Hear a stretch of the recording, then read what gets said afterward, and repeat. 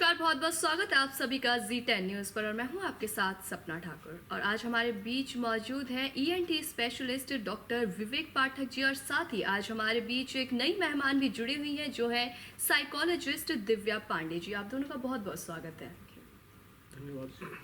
तो जैसा कि आपको पता है कि हम हमेशा से ही आपके सामने अधिक बीमारियां लेके आते हैं, ऐसी बीमारियां जो कि आम मौसमों में चलती रहती हैं, लोगों को आए दिन इन चीज़ों से परेशानी होती है।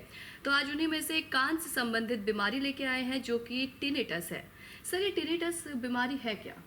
तो टिनिटस प्राय एक कान में आवाज़ का आना, इसको हम टिनिटस बोलते हैं। एक तो हम बोल रहे हैं और आप सुन पा रहे हैं, तो ये तो नॉर्मल साउंड है।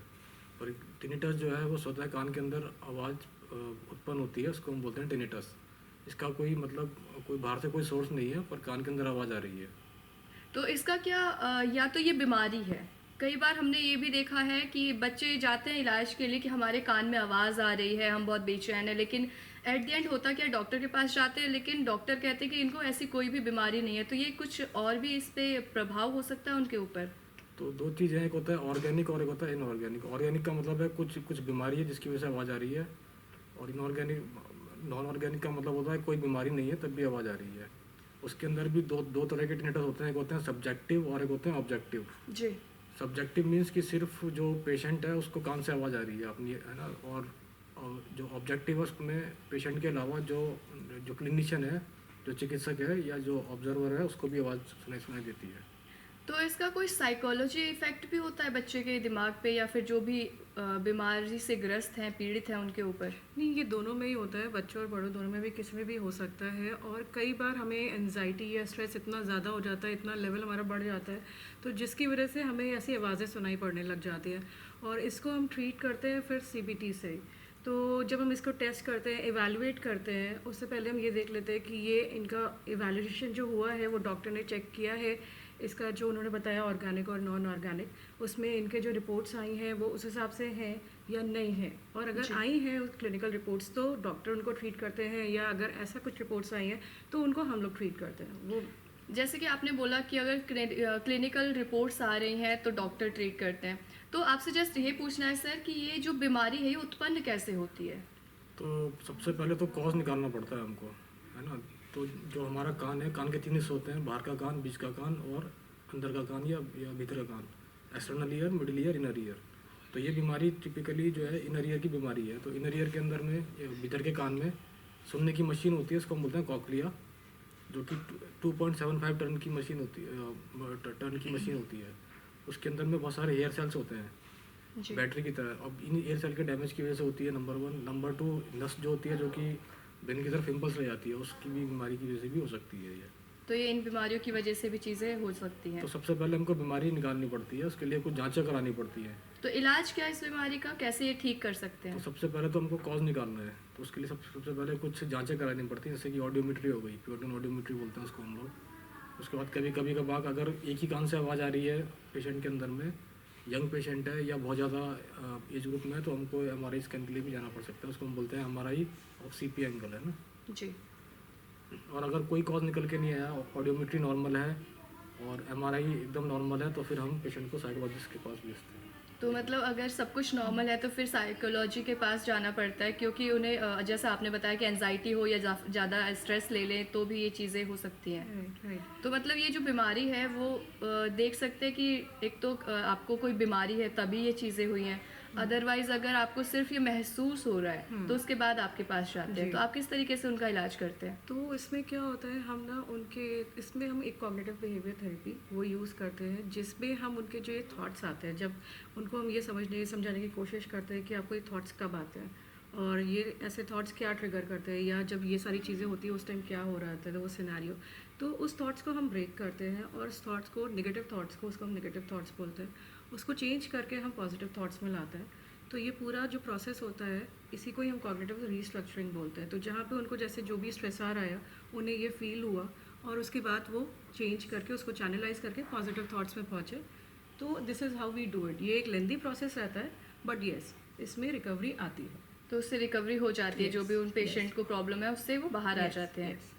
ठीक है, तो ये हमने सुना अभी कान के बारे में कि कान में जो ये आवाज़ें सुनाई देती हैं बेवजह से, अगर आप बीमार नहीं हैं फिर भी अगर आपको आवाज़ें आ रही हैं तो किस तरीके से इससे इलाज में आपको उचित इलाज मिल सकता है। या तो डॉक्टरी इलाज मिलेगा या तो आप मानसिक चिकित्सक के पास जाइए तो वो आपका इलाज करेंगे। तो कान के बारे में हमने जाना, तो वहीं हम दूसरी बीमारी के पास जाएंगे जो कि गले से रिलेटेड है, जिसका नाम है, अगर हम साइंटिफिक नेम देखें तो ग्लोबस फेरेंजियस नाम है। तो सर ये है क्या बीमारी?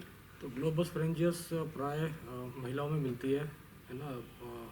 थोड़ी ये भी स्ट्रेस के कारण ही होता है। तो पेशेंट को लगता है कि गले में कुछ फंसा हुआ है, और स्वतः पेशेंट को लगता है कि गले में कोई गांठ तो नहीं हो गई, जो कि कोई गंजर की गांठ तो नहीं है। जबकि जब हम पेशेंट की जांच करते हैं, एग्जामिन करते हैं या हम जांचें कराते हैं तो उसमें कुछ निकल के आता नहीं है।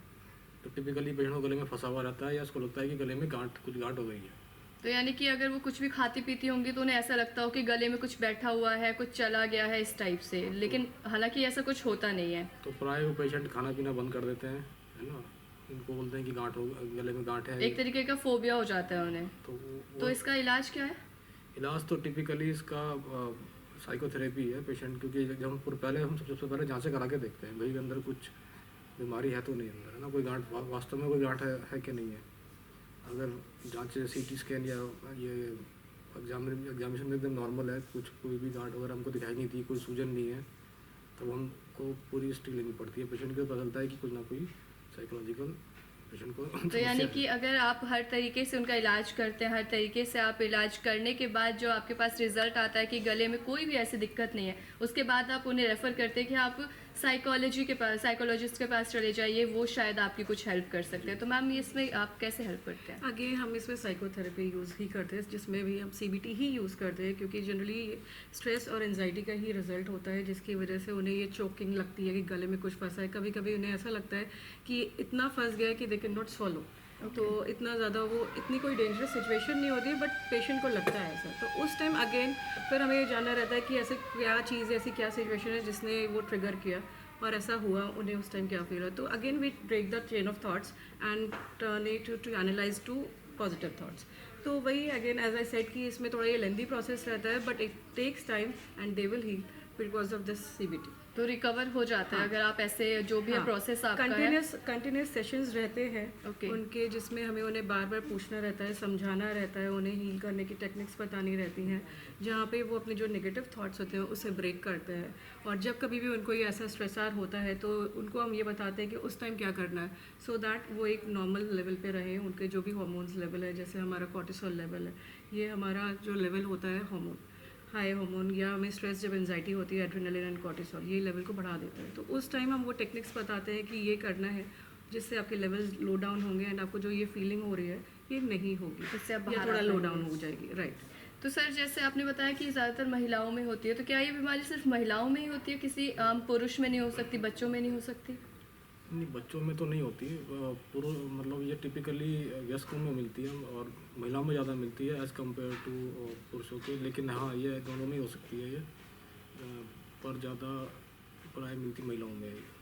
महिलाओं में ही ज़्यादा मिलती है। आपने अभी तक कोई भी केसेस देखे हैं तो ज़्यादातर आपके पास महिलाओं से रिलेटेड ही केस आए हैं ऐसे? नहीं, आते दोनों के ही हैं, मिर्ज़ापुर दोनों के ही आते हैं, पर औसतन अगर देखा जाए तो फिर एवरेज देखा जाए तो महिलाओं के ज़्यादा होते हैं ये केस। तो आपने अभी तक जो भी आपके पास ऐसे केस आए तो उसमें से कुछ ऐसे भी केस आए थे जिनको आपने आगे रेफ़र किया है साइकोलॉजिस्ट के पास? बिल्कुल बिल्कुल। तो मतलब उससे आपसे मेरे को बस ये जानना है कि वो जो भी केस थे, अनुमानित अगर 10 केस आए हैं तो 10 में से आपने कितने ऐसे केस होंगे जो आपने आगे रेफ़र किया होगा? सबसे पहले तो जैसे मैं बताया कि हमको ना पहले सब चीज़ रूल आउट करनी पड़ती है ना। पहले जांच वगैरह करते हैं, चेक करते हैं, जांच करते हैं, उसमें अगर कुछ निकल के नहीं आता और हिस्ट्री ऐसी है कि पेशेंट को कुछ स्ट्रेसर है, तो फिर हाँ स्वाभाविक है हम साइकोलॉजिस्ट के पास में उसको हम। तो मतलब ज़्यादातर जो भी पेशेंट्स आते हैं वो इसी तरीके के आते हैं? नहीं, ज़्यादातर तो नहीं, लेकिन हाँ जो टिपिकली एज ग्रुप मैंने बताया और जिनके अंदर कुछ हिस्ट्री रहती है और जांच में कुछ निकल के नहीं आता है, जांच एकदम नॉर्मल है ना। जैसे पेशेंट बार बार जांच करवाते हैं जी, है ना, वो बोलेंगे अब CT स्कैन करा दीजिए, अब MRI करा दीजिए, या है ना, या बाकी सब रिपोर्ट नॉर्मल आ रही है पेशेंट की और कुछ बीमारी उनको सेटिस्फैक्शन नहीं मिल रहा है इस चीज़ रिपोर्ट से, तब हमारे को जो है सोचना चाहिए कि इस तरफ मतलब कि आप सारे तरीके से इलाज कर रहे हैं, सभी चीज़ें कर रहे हैं, लेकिन उसके बावजूद भी जो भी आपका पेशेंट है उसे सेटिस्फेक्शन नहीं मिल पा रहा है, एक तरीके से वो संतुष्ट नहीं है कि आपके इतने सारे इलाज के बावजूद भी उसे वो चीज़ महसूस हो रही है। इसके बाद आप आगे उन्हें साइकोलॉजिस्ट के पास भेजते हैं, जिसके बाद मैम आप जैसे आपने बताया कि प्रोसेस होता है आपका, क्लासेस होते हैं, सेक्शंस होते सेशंस हैं, होते हैं। उस तरीके से आप इलाज करते हो। तो क्या आपके पास जब वो पेशेंट्स आते हैं तो वो सेटिस्फाई हो जाते हैं? वही मैं बोल रही हूँ कि क्या होता है जब वो इनिशियली आते हैं तो ऑब्वियसली वो इसी कंप्लेन से ही आते हैं, बट धीरे धीरे इफ़ दे फॉलो, जो भी मैं बता रही हूँ जो स्टेप्स होते हैं वो अगर वो फॉलो करते हैं तो डेफिनेटली वो सेटिस्फाई होते हैं and they get a result. But कभी कभी ऐसा होता है क्लाइंट्स कुछ चीज़ें फॉलो नहीं करते हैं तो फिर वो फिर से आके बोलते हैं कि ऐसा हो रहा है, तो वो अगेन से वो डे 1 से प्रोसेस चालू होता है। सो इट जस्ट गोज़ कि आपको प्रोसेस पूरा फॉलो करना रहता है, आपको कंटिन्यूसली उसके लिए एफर्ट्स करने पड़ते हैं। सो डेफिनेटली ऐसा होता है। कोई भी थेरेपी हो उसके अंदर में पेशेंट को वो फॉलो करना बहुत ज़रूरी है, क्योंकि दवाई थेरेपी है ना, दवाई नहीं है। वो पेशेंट जब तक फॉलो नहीं करेगा, मतलब ये पूरा डिपेंड पेशेंट पे ही होता है, अगर आप फॉलो Exactly. करते हैं तो ही आप बाहर निकल निकल पाएंगे, सकते हैं। अदरवाइज आप Right. उसी में घिरे जैसे ऐसा रहेंगे। नहीं है आपने 2 दिन किया और आपने सोचा कि अब हो जाएगा ठीक, तो ऐसा नहीं होगा। तो क्योंकि हमारा माइंडसेट है ना, माइंडसेट चेंज होने में टाइम लगता है। एक चीज़ 1 साल से आपको हो रही है, बार बार इस बारे में परेशानी हो रही है, अब आपने 2 दिन उस चीज़ को कर लिया जो मैंने टेक्निक्स बताई, जो बताया, अब 2 दिन में तो आप 1 साल का नहीं कवर कर सकते ना। Exactly. तो इट टेक्स टाइम। सो वो चीज़ कंटिन्यूसली करते रहना है एंड डेफिनेटली एक टाइम आएगा जहाँ पे आप उस चीज़ से बाहर आ जाएंगे। तो आपको मतलब जो भी पेशेंट है उसे राहत मिल जाती है। Yes yes. तो आपके पास ऐसे केसेस आए हैं जिसके बाद आपने देखा होगा कि पेशेंट को आपने क्लासेस सेक्शंस, जैसे आपने कहा सेक्शंस दिए हैं, उन्होंने पूरे सेक्शंस ले लिए हैं, उसके बाद वो सेटिस्फाई रहते हाँ, हैं? ऐसे होता है। ऐसे क्लाइंट्स आए हैं जिन्होंने डेडिकेशन के साथ से पूरी चीज़ें की हैं और उसके बाद उन्हें रिजल्ट भी मिला। और इनफैक्ट ऐसे कई और भी क्लाइंट्स होते हैं जो दूसरे को भी बताते हैं कि ऐसा हो रहा है। जैसे कई ऐसे होते हैं, जैसे सर ने बताया कि लेडीज़ को ज़्यादा दिक्कत हो जाती है, तो लेडीज़ को होती है and they word of mouth से कि हाँ मेरे ऐसा हो रहा है, या अपनी बातें कर रहे हैं ऐसा हो रहा है, तो अच्छा अच्छा ऐसा हो रहा है तो तुम ऐसे कर सकती हो। तो जो उनका आगे को भी गाइड करते हैं वो। राइट राइट, कि इसमें ऐसे कर सकते हो। ओके।